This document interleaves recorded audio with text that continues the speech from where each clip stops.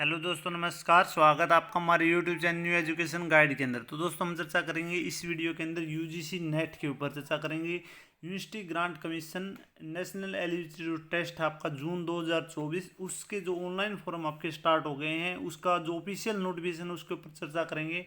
Online form start net JRF assistant professor और PhD admission, ये बहुत बड़ा बदलाव किया गया। अब की बार बड़ा बदलाव किया गया। आपका एग्जाम ऑफलाइन होगा या ऑनलाइन होगा वो भी कंप्लीट इसके अंदर चर्चा करेंगे।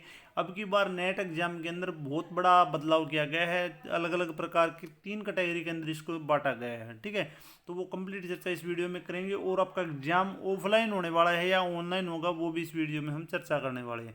तो कंप्लीट नोटिफिकेशन के ऊपर चर्चा करेंगे। तो वीडियो को आप ज़्यादा से ज़्यादा शेयर करें ताकि सभी कैंडिडेट इसका फ़ायदा उठा सकें। अच्छी लगे तो वीडियो को लाइक करें, चैनल को सब्सक्राइब करके घंटी के निशान को दबा लें ताकि जितनी वीडियो डालें उन सभी का नोटिफिकेशन आप तक पहुंचता रहे।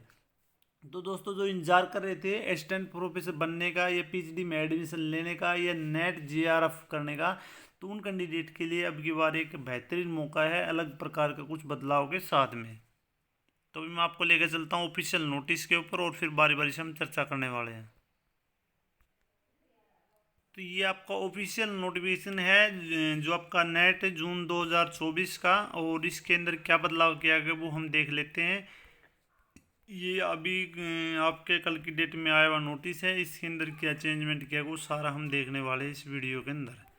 तो इसका सबसे पहले जो इसका फॉर्म भरने का जो प्रोसेस है वो स्टार्ट हो चुका है। जो फॉर्म भरने का प्रोसेस 20 तारीख से स्टार्ट हो चुका है, 20 टू 10 मई, ठीक है। 20 अप्रैल से लेकर 10 मई तक आप इसके अंदर फॉर्म अप्लाई कर सकते हैं। उसके बाद में आप लास्ट डेट ऑफ सबमिशन आपका रहेगा 11 मई 2024 टू 12 मई 2024 रात को 12 बजे, ठीक है। अलग जो आपका फीस के समय था, ठीक है। ये आपकी 11 मई से लेकर 12 मई तक इन 2 दिन की जो डेट है आपकी, एक जो आपकी एड ऑनलाइन फॉर्म भरने की और आपकी जो फीस जमा कराने की, ठीक है। तो आपकी 11 और 12 मई की आपकी दो लास्ट डेट है फीस जमा कराने की। 11 मई तक आप फॉर्म इसके लिए अप्लाई कर सकते हैं, ठीक है। 10 मई तक और 11 और 12 जो आपकी फ़ीस की यहाँ पे रहने वाली है। उसके बाद में फ़ी क्या लगेगी यहाँ पे आपकी जनरल और अन्य जो कैटेगरी के लिए आपकी 1150 रुपये, 1150 रुपये लगेंगे। जनरल ईडब्ल्यूएस ओबीसी के लिए आपके यहाँ पे 600 रुपये लगने वाले हैं। उसके बाद में एससी एसटी, ठीक है, शेड्यूल कास्ट और पर्सन डिसेबिलिटी कैंडिडेट, उनके लिए यहाँ पे आपके 325 रुपये लगने वाले हैं। थर्ड जेंडर के लिए भी आपके 325 रुपये हैं। अप्लीकेशन प्रोसेसिंग फीस जो भी आपके मिला के, और उसके बाद में करेक्शन की जो विंडो इसकी ओपन होगी वो आपकी रहेगी 13 मई 2024 से लेकर 15 मई तक, ठीक है। 15 मई तक आपकी करेक्शन की डेट रहेगी। और एडमिट कार्ड और CD2 भी जो सारी चीज़ें वो आपको इसके ऊपर जो नोटिस के ऊपर देखने को मिल जाएंगे। एडमिट कार्ड जो है वेबसाइट पे आप हैं, जैसे ही आपका जो भी अनाउंसमेंट किया, अभी कुछ अनाउंसमेंट नहीं किया गया कब तक आपका जो एग्ज़ाम होगा उसकी सारी चीज़ें आपको मिलेगी। डेट ऑफ एग्जामिनेशन दे दी गई है, ठीक है। 16 जून 2024 दे दी गई है, ठीक है। आपकी डेट दे दी गई है लेकिन एडमिट कार्ड की डेट नहीं है अभी, कब तक आएंगे। तो आपकी जो 16 जून 2024 जो है इसकी डेट दे दी गई है आपके एग्ज़ाम की। अब उसके बाद आपके पास में भी टाइम, आप अपनी तैयारी कर सकते हैं। ड्यूरेशन ऑफ एग्जामिनेशन 180 मिनट का आपका टाइम रहेगा, यानी 3 घंटे का आपका टाइम रहेगा भाई, ठीक है। No break between paper 1 and 2 के बीच में कोई ब्रेक यहाँ पे रहने वाला नहीं है। Timing of examination to be intimated later, ठीक है। कब होगा कैसे होगा वो इसके अंदर जल्दी ही आपको सूचित कर दिया जाएगा। Date of exam city date shift वो भी इसके अंदर अभी एडमिट कार्ड के ऊपर आपको पता चल जाएगा। Display of the record provisional जो आंसर की जो चीज़ें कब तक वो आपकी वो होंगी वेबसाइट के ऊपर, वो सारी चीज़ें अभी आपको देखने को मिल जाएंगी। अभी आपका जो मतलब आप ऑनलाइन फॉर्म भरेंगे वो डेट दे रखी है, फ़ी की डेट दे रखी है, कब आपका एग्ज़ाम होगा और कैसे आपका एग्ज़ाम होगा वो भी हम इस वीडियो में चर्चा करेंगे। 180 मिनट का जो आपको टाइम दिया जाएगा, पेपर 1 और 2 के बीच में कोई ब्रेक नहीं है। रेगुलर आपका यहाँ पे एग्ज़ाम होगा 3 घंटे का, ठीक है। उसके बाद में candidate can apply UGC net June 2024 through online mode only, ठीक है। आप ऑनलाइन इसके अंदर अप्लाई कर सकते हैं। यूजीसी की वेबसाइट पर जाके आप ऑनलाइन इसके अंदर अप्लाई कर सकते हैं। ऑनलाइन आपकी फ़ी कटेगी। उसके बाद में कुछ अलग चेंजमेंट किया गया है वो हम देख लेते हैं।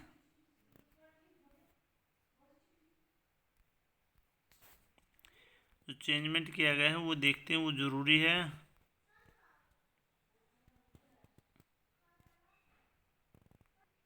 जो चेंजमेंट किया गया वो यहाँ पे है भाई। The university grant commission national eligibility test UGC NET, ये आपके 3 कैटेगरी के अंदर आपका एग्जाम होने वाला है। UGC NET is test determine the eligibility the Indian nationals for award for the junior research fellowship and appointment as assistant professor, और उसके बाद में appointment as assistant professor and आपका admission to PhD and admission to PhD only in Indian university and colleges. ठीक है, तो 3 प्रकार के, एक आपका नेट जीआरएफ है, रिसर्च फेलोशिप जीआरएफ, उसके साथ साथ में असिस्टेंट प्रोफेसर, और उसके साथ साथ में पीएचडी एडमिशन के लिए 3 प्रकार के आपकी कैटेगरी के अंदर ये आपका एग्जाम होने वाला है।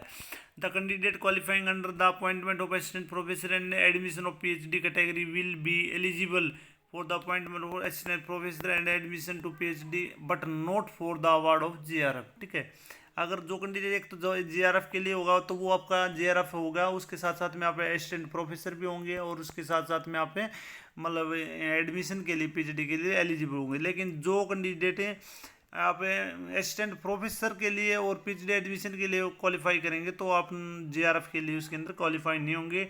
And the candidate qualifying under the admission of PhD only, अगर आप एडमिशन के लिए ओनली क्वालिफाई होंगे category will be eligible for admission of PhD only but not for the award of GRF और अपॉइंटमेंट ऑफ असिस्टेंट प्रोफेसर। ठीक है, only अगर आपने ये कैटेगरी पास की 3rd कैटेगरी के अंदर ओनली एडमिशन के लिए, तो आप न तो GRF के लिए एलिजिबल होंगे और न ही आप असिस्टेंट प्रोफेसर के लिए। ठीक है, तो 3 प्रकार की कैटेगरी के लिए आपका होने वाला है।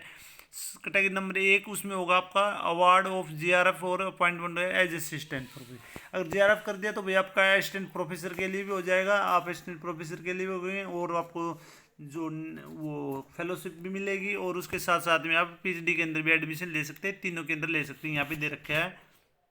अगर आप फर्स्ट कैटेगरी का अगर पास करते हैं तो उसके अंदर आपकी तीनों GRF भी होगा, असिस्टेंट प्रोफेसर के लिए एलिजिबल होंगे और PhD के लिए।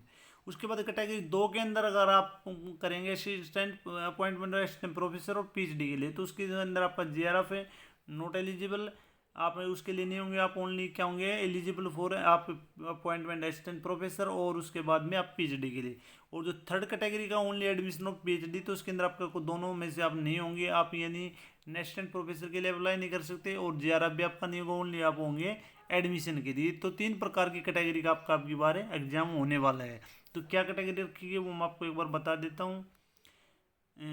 The GRF qualifying candidate are admitted into the PhD admission based on the interview as per the UGC minimum जो स्टैंडर्ड है उसके अकॉर्डिंग, और जो प्रोसीजर है for award of PhD degree registration regulation 2022 के according. UGC NET under category number 2 और category number 3 can be use as the entrance test for PhD admission in the place of the entrance test conducted by the different university और HEIS for admission to PhD। ठीक है, तो ये आपका only जो है category 2 और 3 के लिए आप ओनली एडमिशन के लिए एलिजिबल हो जाएंगे, और 2 के अंदर जैसे असिस्टेंट प्रोफेसर के लिए, साथ में PhD एडमिशन के लिए। इसमें क्या किया, पर अगर आपने ये टेस्ट पास कर दिया तो जो यूनिवर्सिटीज़ जो आपका टेस्ट लेती हैं वो टेस्ट आपका नहीं होगा, ओनली आपका नेट बेस पे जो आपने पास किया उस बेस पे आपका एडमिशन होगा, और जो आपका अलग से जो आपका जो टेस्ट लेंगे वो जो इंटरव्यू लेंगे वो अलग है भाई। ठीक है, लेकिन इसके अंदर आप एलिजिबल हो जाएंगे PhD में एडमिशन के लिए। उसके बाद में क्या है 3rd, for the candidate qualifying under the category number 2 and category number 3, the marks obtained in the net will be have 70% weightage and the 30% weightage will be based on the performance in interview viva conducted by the university HES।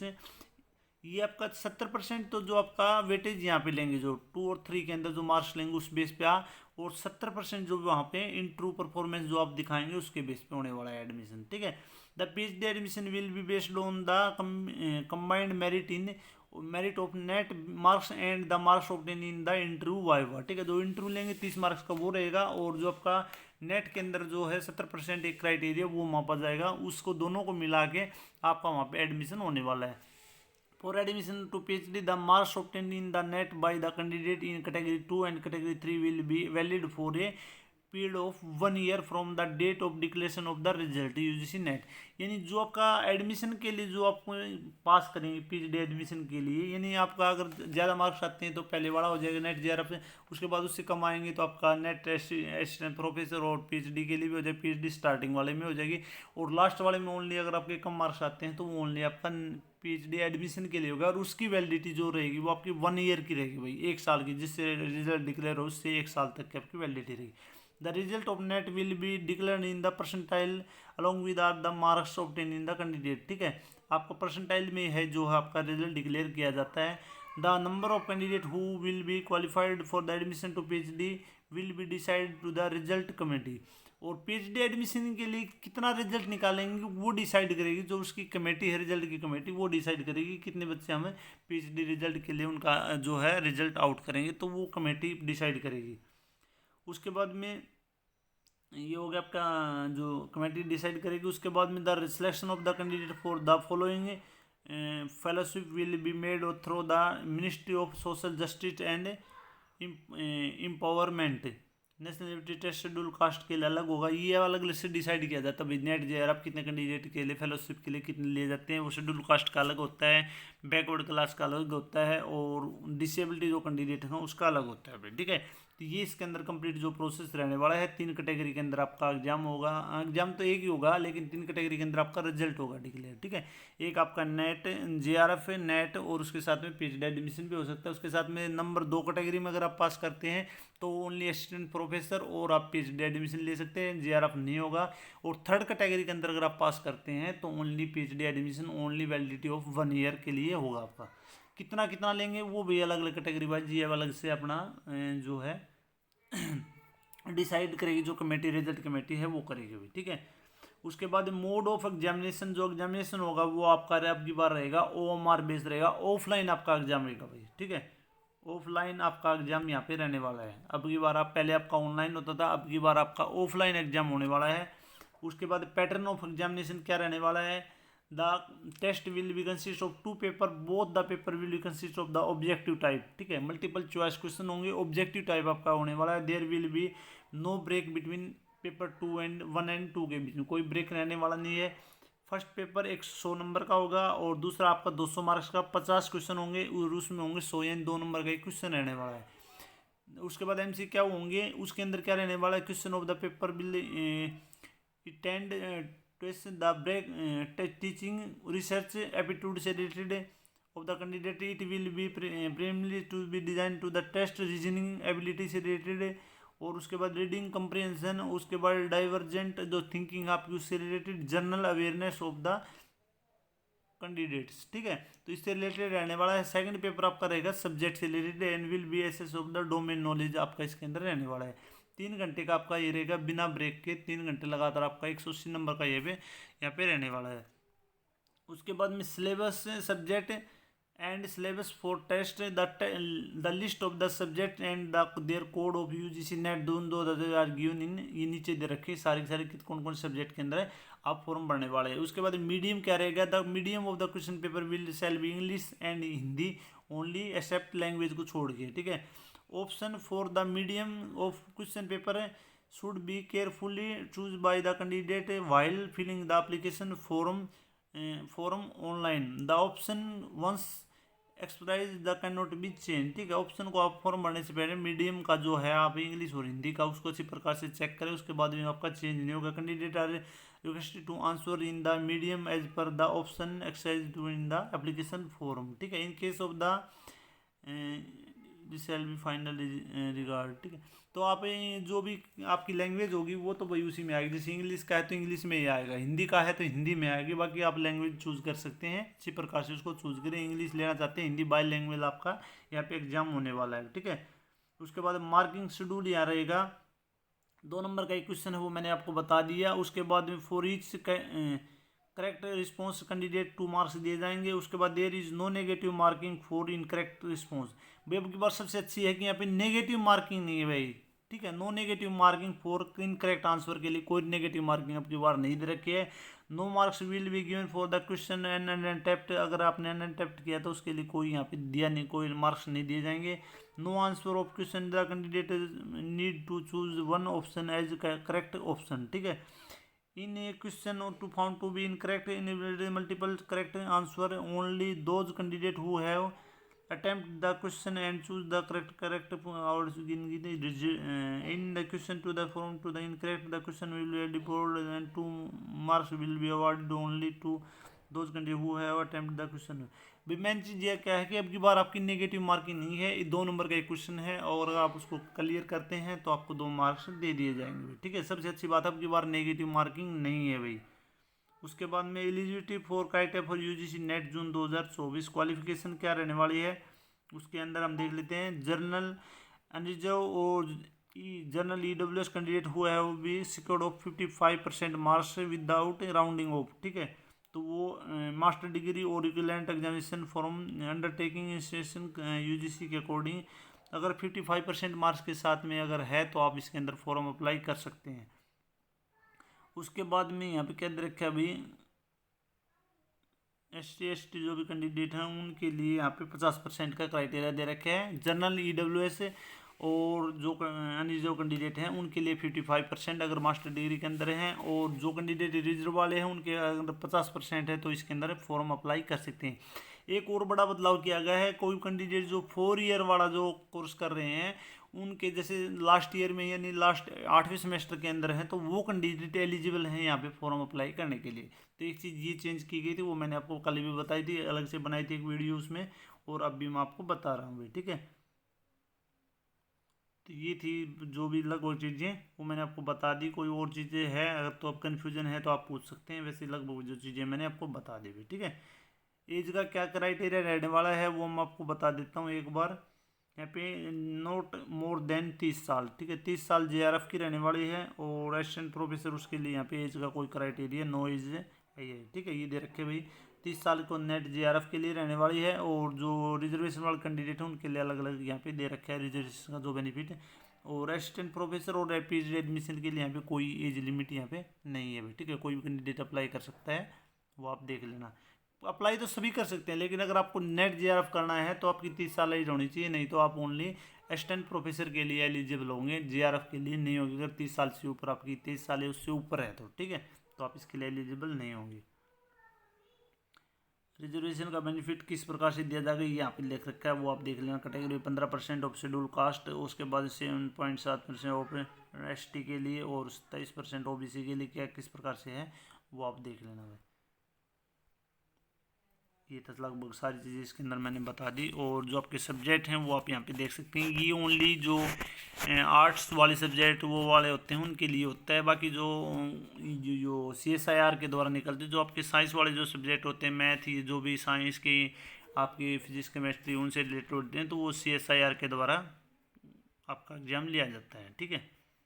तो exam centre वो सारी चीज़ें आप इसके अंदर देख सकते हैं, सारा के सारे इसके अंदर लिख रखे हैं, जितने आपके सब्जेक्ट हैं वो सारी चीज़ें इसमें लिख रखे हैं, कोड वगैरह वगैरह वो सारी चीज़ें यहाँ पे लिख रखी हैं। और किसी प्रकार का और कन्फ्यूजन है तो आप भी पूछ सकते हैं। तो वीडियो को ज़्यादा से ज़्यादा शेयर करें, अच्छी लगे तो वीडियो को लाइक करें, चैनल को सब्सक्राइब करें। फिर मिलते हैं नेक्स्ट वीडियो में। वीडियो देखने के लिए धन्यवाद। जय हिंद, जय भारत।